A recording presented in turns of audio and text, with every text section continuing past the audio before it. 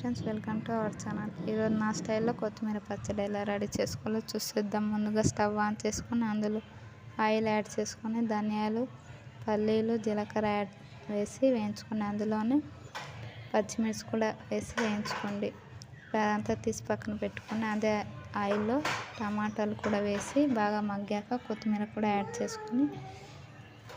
చేసుకొని బాగా మగ్గనివ్వండి. ఇదంతా చల్లార్చుకోండి. ఇప్పుడు మనం ముందుగా వేయించుకున్నవన్నీ మిక్సీ జార్లో వేసుకొని కొద్దిగా పసుపు, ఉప్పు, చింతపండు, వెల్లుల్లి రెబ్బలు కూడా వేసి మనం ఇందాక వేయించుకున్న కొత్తిమీర, టమాటాను కూడా యాడ్ చేసి మిక్సీ పట్టుకోండి.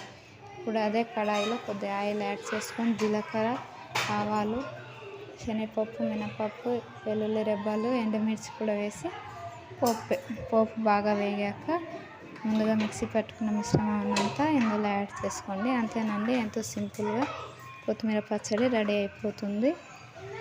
ఈ వీడియో కనుక మీకు నచ్చినట్లయితే ఒక లైక్ ఇచ్చి ఛానల్ సబ్స్క్రైబ్ చేసుకోండి.